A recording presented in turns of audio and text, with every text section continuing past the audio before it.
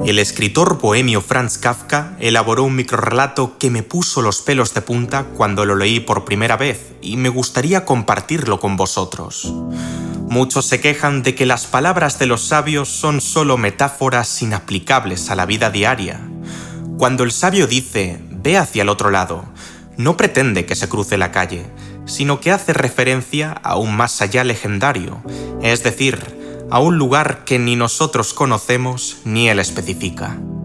Todas estas figuras literarias solo tienen por objeto expresar que lo incomprensible es incomprensible, cosa que ya sabemos de sobra. En lo que a esto respecta, dijo una vez un maestro: «¿Por qué os ponéis a la defensiva? Si siguierais las metáforas, os convertiríais en ellas, y por lo tanto, estaríais libres de todas las penalidades de la vida». Entonces, otro le respondió: «Apuesto que eso también es una metáfora». A lo que el buen hombre le contesta: «Ganaste». Con todo, el segundo erudito no se percató de un detalle crucial. «Sí, he ganado, pero mi victoria es solo metafórica», puntualizó con un tono de resignación. Entonces, el primero concretó: «No, solo has ganado la realidad.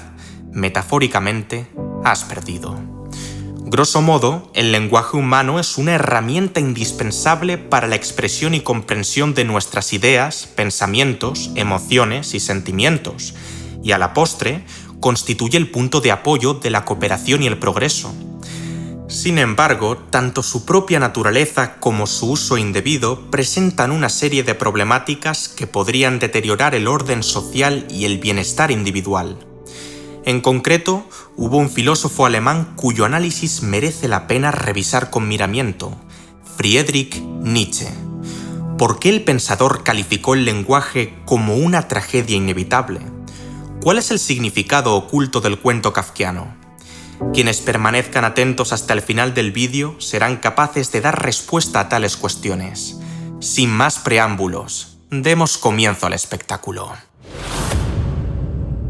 Para la sorpresa del público, las consideraciones nietzscheanas acerca de esta temática no forman un corpus, a saber, no están agrupadas en ciertos textos o libros, ni tampoco componen una teoría del lenguaje como tal, sino que se encuentran dispersas a lo largo de su obra. Con todo, dichas reflexiones juegan un papel central tanto en su profesión de filólogo como en su marco de pensamiento y producción intelectual. A grandes rasgos, su actividad filológica no evitó en absoluto que proclamara un enorme descontento con la palabra. ¿Y cómo es esto posible? Bien, el punto de partida de su crítica se gestó en tándem con su disertación sobre el origen de las lenguas durante el curso académico de 1869-1870, y según mis observaciones, aquella gira en torno a dos tesis principales. Por un lado, el autor sostiene que la aparición y desarrollo de la conciencia humana ha sido posible gracias al lenguaje. Y por otro lado, defiende que la palabra es esencial para la generación de conocimiento. 3 años después, su obra titulada Sobre verdad y mentira en sentido extramoral matiza las afirmaciones anteriores planteando el lenguaje como una relación. Y aquí es donde empieza lo realmente interesante. En aras de ilustrar este punto con claridad, me veo en la obligación de exponer dos conceptos que desempeñan un papel esencial en la filosofía kantiana: fenómeno y noúmeno.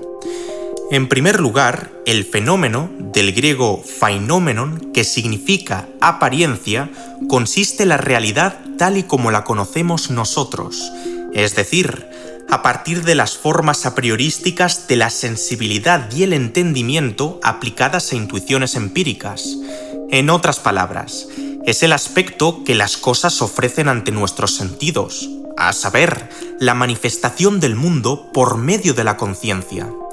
En segundo lugar, el noúmeno, del griego noúmenon, que significa lo pensado, consiste en la realidad en sí misma, es decir, al margen de nuestro modo de conocerla.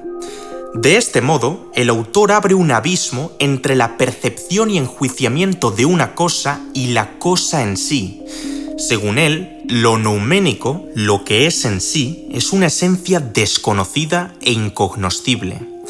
Immanuel Kant declara que ni conocemos ni podemos conocer las cosas tal y como son fuera de nosotros, dado que el conocimiento humano está limitado a la esfera fenoménica, esto es, trata únicamente con proyecciones mentales y sensaciones subjetivas que se apoyan en las dos intuiciones puras de la sensibilidad, espacio y tiempo. Puesto en palabras más llanas, todas las cosas contenidas en tu mente, símbolos que constituyen lenguajes, imágenes que forman recuerdos y creencias que construyen paradigmas, todo ello es mera representación de lo real, pero no la realidad per se. O por lo menos, este mare magnum de elementos no constan como el mismo tipo de realidad al que se refieren.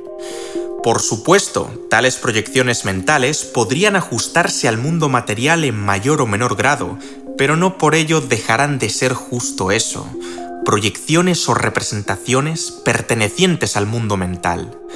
Es como si el espectador confundiera la fotografía de la ópera de Viena plasmada en la pantalla de su dispositivo con su contemplación en primera persona y desde el mismo ángulo, o en última instancia, el propio edificio situado en la capital austriaca.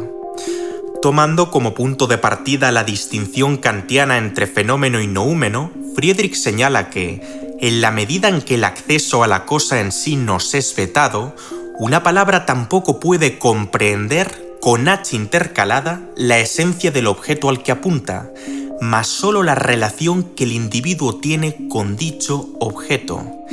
Creemos poseer algún conocimiento de las cosas mismas cuando hablamos de árboles, colores, nieve y flores. Sin embargo, lo que poseemos en realidad son metáforas de las cosas que, para más INRI, no corresponden en absoluto a las entidades originales. En este sentido, el filósofo ve la lingüística como una ciencia socialmente antropométrica. Dado que los vocablos no penetran en el reino nouménico, el asunto de afirmar si algo es de una u otra forma, e incluso afirmar lo que es o no es, estaría epistémicamente cerrado para nosotros. Acorde al pensador, el lenguaje falsifica fundamentalmente el mundo, y por ende, es el vehículo equivocado para considerar lo que podría ser independientemente de la experiencia humana. Cuando se dispone a examinar esta cuestión en su libro La Gaia Ciencia, Nietzsche pretende mostrar que la verdad es indisoluble de la palabra, y para ello desgrana el porqué del vínculo entre la conciencia y el lenguaje. El punto de partida en su argumentación radica en una hipotética constitución del estado de naturaleza del sapiens. O sea, el ensayista echa la vista atrás para imaginar la existencia del ser humano antes de la vida comunitaria. Probablemente, las personas se hallarían inmersas en un escenario donde reinaría, cito textualmente, el más grosero bellum omnium contra omnes, locución latina que se traduce por la guerra de todos contra todos. Bajo este marco, ¿quiénes acabarían a la larga subsistiendo? ¿Acaso no quedarían las esperanzas de los más indefensos reducidas a trizas?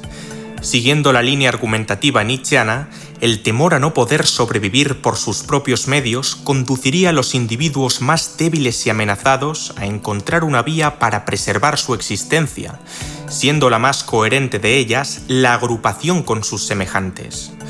No obstante, dos condiciones son necesarias para tan siquiera aspirar a la formación grupal: saber lo que uno siente y piensa, y emitir un mensaje inteligible por el receptor mediante el uso de señales o signos. En resumen, es menester tanto la conciencia como el lenguaje. Prestad atención al siguiente fragmento.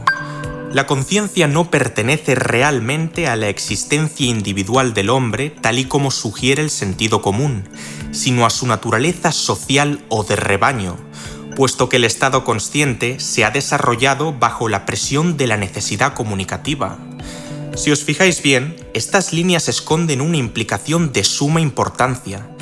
Ya no es solo que la lengua y la conciencia estén estrechamente vinculadas.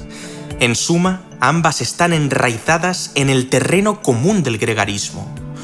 Ocasionado por el deseo de conservación y curtido por la necesidad de comunicación, El lenguaje procede a simplificar la realidad de suerte que cada cual pueda transmitir de forma efectiva lo que siente y piensa acerca de sí mismo, de otras personas y del mundo que le rodea. Con arreglo a lo mencionado, ¿cómo se estructuran esos sistemas tan complejos que conocemos por lenguas? El autor comenta en su ensayo Humano, demasiado humano, que la actividad discursiva más elemental del lenguaje consiste en designar a las cosas, o lo que es lo mismo, en la acción de dar nombres. Así pues, la vida en comunidad confiere inexorablemente a sus respectivos miembros a la tarea de fijar designaciones válidas, uniformes y obligatorias. Para ser más específicos, unos han tenido que imponer explícita o tácitamente sobre otros el imperativo de utilizar las denominaciones más habituales, convenientes y o aceptadas por el núcleo social. Claro, ¿cómo va a surgir el entendimiento y la cooperación en una sociedad en la que cada quien llama a cada qué como quiere? Cuando una palabra llega a utilizarse para denominar, señalar o describir experiencias análogas a la que tuvo lugar en su origen, entonces se convierte en un concepto. Básicamente, el presente término es un préstamo del latín conceptus, participio sustantivado de concipere, cuyo significado es concebir. De ahí que la Real Academia Española haya establecido como primera acepción de concepto la representación mental de un objeto, hecho, cualidad o situación. Empero, la definición del alemán me parece más interesante en tanto en cuanto alude al verbo capere, idest, coger, contener, de modo que la conceptualización sería el proceso mediante el cual se captura la identidad de lo no idéntico. Por ejemplo, piensa en el concepto de mesa. ¿A cuántos muebles distintos con un tablero horizontal y 4 patas podríamos estar apelando con este vocablo? ¿No resultaría más eficiente extraer las propiedades comunes de este tipo de objeto para formar clases, categorías y universales fácilmente comunicables? Precisamente, esta es una de las funciones principales del lenguaje: seleccionar, ordenar y perfeccionar los elementos esperables del ambiente y los rasgos relevantes para la especie humana en pos de elaborar fonemas, monemas y mensajes inteligibles, transmisibles y reutilizables. De acuerdo con esto, Friedrich identifica en la dinámica generadora de palabras, ideas y conceptos el epicentro de la verdad. Y es ahora cuando el filósofo destaca la tremenda fatalidad de esta noción. Sin más rodeos, continúo con la lectura. La relevancia del lenguaje en el auge de la civilización reside en que el hombre ha situado un mundo lingüístico al lado del mundo real, y ante todo, olvida que estas dos instancias no pueden reducirse la una a la otra. Bien, ¿qué quiso decir exactamente? Aquí demando a la audiencia plena concentración, pues los minutos siguientes ostentan una complejidad intelectual más elevada. Él considera que la verdad atenta contra la vida porque la reduce a su mínima expresión a través del lenguaje. Pese a que la conceptualización y la categorización aparentan ser remedios funcionales contra el caos de la multiplicidad, no hacen más que ensalzar la limitada y unidireccional condición de nuestra perspectiva. Un buen día nombramos a aquel árbol con vistas a esclavizarlo enunciación mediante y sentirnos seguros. Sin embargo, dicha seguridad se logra solo a través de la fe como certeza en algo que no vemos ni podemos ver. En el fondo, somos feligreses de una verdad que nosotros mismos tejemos y portamos a santo de pretender que conocemos el mundo en su desnudez. Y esa misma pretensión por divinizar el lenguaje y apoderarse de las cosas es lo que lleva al ser humano a la ilusión del conocimiento y al yugo de la palabra. Una expresión lingüística nunca refleja íntegramente la esencia de algo, sino que más bien abrevia, simplifica y enfatiza el set de atributos y características más sobresalientes del objeto, modo o acción que pretende designar. Desde la óptica nietzscheana, una idea verdadera equivale a la conformación de una mentira gregaria, esto es, se concebiría por el sometimiento a un acuerdo grupal. Si un conjunto de personas actúa en consonancia con el convenio lingüístico establecido, es porque dicha mayoría juzga que decir la, entre comillas, verdad es más conveniente y ventajoso. Por el contrario, el acto de mentir requiere una invención que sustituye voluntariamente el léxico, y con ello rechaza tanto la realidad petrificada por el núcleo social como la univocidad designada a cada término específico. Al rebelarse contra lo establecido, el mentiroso introduce un elemento de riesgo y precariedad en un orden comunitario cuya máxima es la estabilidad. Por ende, el significado de cada palabra no está contenido en la intención autoral del hablante individual, es decir, no está ligado al propósito comunicativo del autor, sino a lo que simboliza para los demás. Si yo siento el impulso asociativo de verbalizar mi cognición contigo empleando el sustantivo águila y no el de gaviota, avión o cometa tras ver cómo un águila surca los cielos, no es porque yo crea que estas 6 letras son la mejor combinación objetiva de caracteres para representar a tal ave, ni tampoco porque lo creas tú, sino porque sé que ambos hemos atribuido la misma designación a ese objeto volador, y por ello me vas a entender.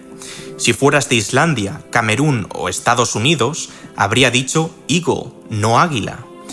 Ninguna expresión determina y delimita su movimiento de alma con tal rigidez que pueda ser considerada como la afirmación real del significado. Toda expresión es solo un símbolo, no la cosa simbolizada. Y como los símbolos se pueden intercambiar, siempre existirá cierto grado de libertad en el lenguaje humano. El mundo lingüístico sugerido por el ensayista no es de carácter objetivo ni subjetivo, sino intersubjetivo. Por consiguiente, es esencial tener en cuenta los constantes disimulos a los que se entrega el intelecto con respecto a sus propios procesos. Ahora bien, ¿qué deslices son los más prominentes según Nietzsche? En primer lugar, él resalta una chocante contradicción a la que bautiza como disonancia expresiva. Si bien el lenguaje es germen del pensamiento consciente, también restringe diversas formas de pensamiento.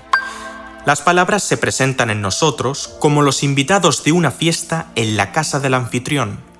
El ser humano expresa sus pensamientos con el juego gramatical que tiene a mano, o, para expresar toda mi sospecha, dispone en todo momento únicamente de ese mismo pensamiento para el cual rescata un discurso que solo es aproximadamente capaz de expresarlo. ¿No os ha pasado alguna vez que deseáis relatar una vivencia personal en un idioma extranjero y, a pesar de dar con la manera de transmitir la facticidad del curso de los acontecimientos, sentís que no habéis logrado externalizar del todo bien ciertas sensaciones experimentadas en momentos clave? Quien se haya embarcado en el aprendizaje de una segunda o tercera lengua constatará en primera persona lo frustrante que puede resultar en ocasiones ese quiero y todavía no puedo. Es más, ¿quién no ha notado en algún punto de su existencia una engorrosa barrera lingüística a la hora de expresar ideas complejas y sentimientos contradictorios? Aquí me remito a todas aquellas veces en las que exclamamos con un tono de impotencia: «Uf, esto no se puede explicar con palabras, tienes que vivirlo». De hecho, una buena parte de vosotros me comentó que algunas nociones de documentales pretéritos como agonía del eros, ser para la muerte, disociación cultural o filosofía del perfectismo pusieron nombre y apellidos a un gran cúmulo de realizaciones existenciales difíciles de comprimir léxicamente. Esto pone de manifiesto un precepto fundamental: el lenguaje no es el único componente del pensamiento. Y, por si esto fuera poco, el pensamiento tampoco es el único componente de la individualidad. En más situaciones de las que pueda llegar a contar, permanecen guardadas en nuestra intimidad una serie de impresiones, necesidades y emociones que querríamos escupir al mundo y, debido a las limitaciones derivadas de la propia configuración tanto de una lengua particular como del lenguaje en general, no alcanzamos a expresarlas por entero. Sin ir más lejos, el escritor estadounidense Edgar Allan Poe reflejó prácticamente a la perfección el punto que nos atañe. Siento una grandiosa contrariedad cuando no soy capaz de formular verbalmente a mi amada la totalidad de la excitación que me produce cada sonrisa, mirada y caricia. Más aún me perturba el hecho de que, aun siéndolo, tal hazaña no garantizaría que ella comprendiera el contenido de mi mensaje con todo su ser. Pero lo que más me impacta es el hecho de que la externalización de mi amor hacia ella no se da hacia ella realmente, sino hacia lo que yo percibo que ella es, o sea, hacia mi representación de Virginia. ¿Y si esa representación no es del todo fidedigna? ¿Y si ni siquiera pudiera llegar a serlo? Es una lucha incesante conmigo mismo. Otro de los contratiempos de la disociación expresiva tiene que ver con la ambigüedad semántica de conceptos abstractos y etéreos. Véanse: libertad, felicidad, igualdad, bien, muerte, etc. Siguiendo con el ejemplo anterior, un punto terapéutico interesante para nuestro querido Edgar podría ser: ¿qué quieres decir con amor? O, para complicar todavía más el asunto, ¿qué es el amor para ti? Por descontado, este vocablo admite plurales y variadas acepciones que apuntan, verbigracia, a un sentimiento, una actividad, una cualidad, una relación o una pasión. Su glosario abarca desde el plano sexual hasta el afectivo, pasando por el maternal, fraternal, divino, patriótico, gustativo, caritativo. De este modo, el amor no queda circunscrito al vínculo exclusivo con una persona, y como guinda del pastel, puede resultar no solo diferente, mas diametralmente opuesto a lo que se conoce como amor de pareja. Así pues, existe una doble brecha entre el mundo nouménico y el lingüístico. Primero, la sensación que experimenta el individuo y el balbuceo que verbaliza. Y segundo, la manifestación metafórica de una sensación subjetiva que pretende referirse a algo externo, pero que, insistiría Friedrich una vez más, solo puede referirse al individuo mismo. En segundo lugar, el pensador destaca el fenómeno de la proliferación del mito o creación mitológica como un detrimento para la autenticidad del hombre. Dado que el lenguaje pavimenta en cierta medida la senda del conocimiento, sería lógico concluir que esta herramienta está dotada de un poder demiúrgico, o sea, el de una divinidad que crea y armoniza el universo. A tal efecto, el ser humano adopta narrativas ficticias que ensalzan lo divino a costa de lo material, sirviéndose del carácter simplificador y unificador del lenguaje. Habida cuenta de ello, ¿cuáles serían las ilusiones sin fundamento que provienen de los discursos mitológicos? Sin ir más lejos, tomemos la idea de sustancia. Desde la perspectiva nietzscheana, este concepto surge cuando se proyecta en el mundo circundante la noción de alma, una entidad independiente, atemporal, deslocalizada, unitaria, completa e idéntica a sí misma que, a la par, produce efectos varios, desarrolla diferentes actividades y posee propiedades específicas. Antes bien, la falsedad del animus se evidencia desde el instante en que lo no unificable queda unificado. Acorde a Nietzsche, esta, abro comillas, superstición religiosa, prejuicio filosófico o ficción colectiva sobre la cual se sustenta el ser sustancial haría de este último otra ilusión. Análogamente, la idea de ser deriva del concepto de sujeto. Cuando el hombre concibió el acto como una consecuencia necesaria de la voluntad, creyendo que bastaba con querer para actuar, postuló la existencia de un sujeto fijo y estable detrás de la acción. Con todo, concebir el pensar como un acto presume que hay un uno o algo que piensa. Esto es, asociar la idea de sustancia al pensamiento conduce a la concepción de un yo unitario, indivisible y responsable del acto de pensar. ¿No estaríamos acaso ante otro relato ficticio?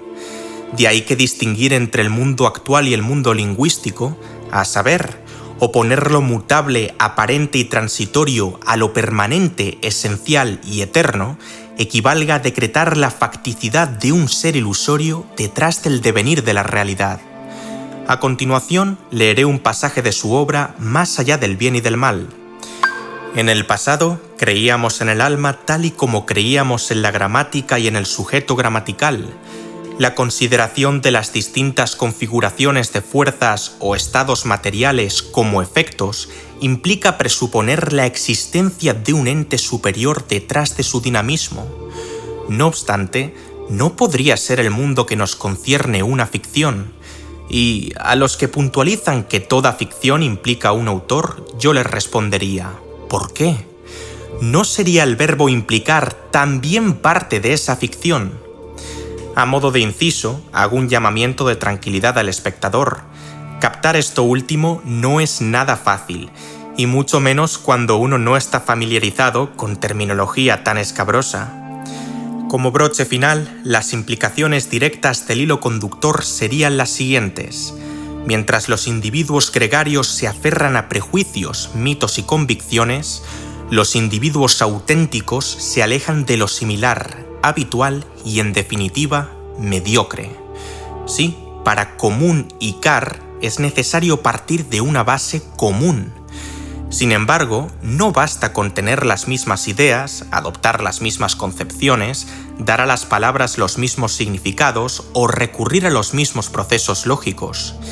En adición, es menester compartir experiencias vividas. Por este motivo, el filósofo escribió en Crepúsculo de los ídolos, con un halo de desconsuelo, un párrafo donde culmina su descontento con el lenguaje. Ya no nos estimamos lo suficiente cuando nos comunicamos con el prójimo. Nuestras vivencias personales no son en absoluto volubles. Aunque quisieran, no podrían comunicarse, es decir, hacerse comunes, porque carecen de palabras que las representen en su integridad. A la postre, todo discurso comporta un toque de desprecio. El lenguaje no ha sido inventado sino por y para los hombres medios y comunicables, aquellos que hablan pretendiendo hacer común lo que no se puede hacer común. Dado que las personas del rebaño acuñan y utilizan signos similares para expresar necesidades y preferencias similares, sus experiencias compartidas son, en última instancia, las más básicas, generales y superficiales.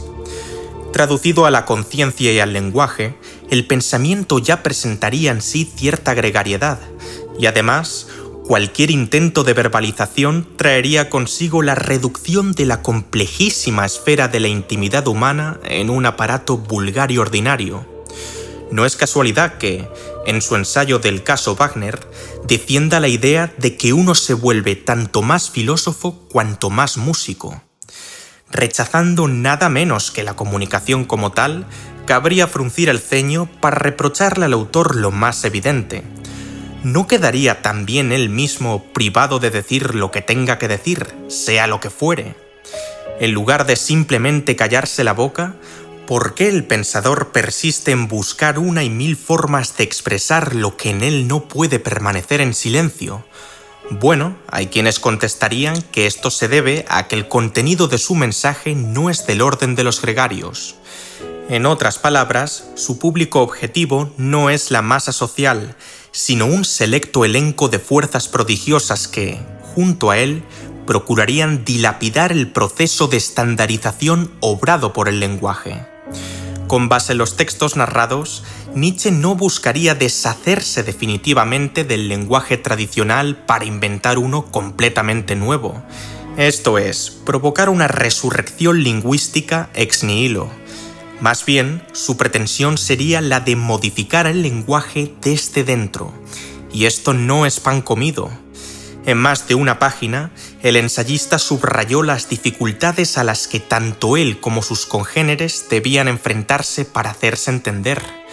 Claro, al hablar primordialmente de vivencias con las cuales solo unos pocos elegidos pueden simpatizar, ya habría trazas y ápices incomunicables en su discurso. Como plasmó el novelista ruso León Tolstói, si las palabras nacen y mueren en la soledad del genio, entonces llevarán consigo la marca del silencio. En la medida en que los designios y conceptos congelan y petrifican el mundo, ni siquiera vocablos como espacio, tiempo y causalidad podrían capturar sus constantes cambios. Si a esto le añadimos que la visión nietzscheana de la filosofía valora dicha disciplina como experimental y, por ende, que la figura del filósofo no debería formar ni ofrecer opiniones definitivas, Friedrich sugeriría inevitablemente que hay algo de provisional y efímero en lo que dice. En resumen, bien sea porque juzga que el lenguaje no garantiza los medios necesarios para reflejar el devenir, o bien porque estima que sus experiencias personales no son en lo más mínimo volubles, Nietzsche se empeña en la exploración continua de nuevas formas de expresión. Llegados a este punto, hay una cuestión un tanto más intrincada que será menester mirar con lupa. ¿Podría el diseño, composición y estructura del lenguaje evocar o restringir ciertas manifestaciones del pensamiento, el comportamiento y la personalidad? Oh, esto es solo la punta del iceberg. En caso de que el presente documental alcance la cifra de 8.000 me gusta y una buena parte de la audiencia lo demande en la caja de comentarios, me pondré manos a la obra con una disertación de la nueva lengua, término elaborado por George Orwell en su famosa novela 1984. Entretanto, me despido por hoy con una sencilla pregunta. ¿Qué palabra echaste en falta hasta descubrirla? Quizás te toque a ti crearla.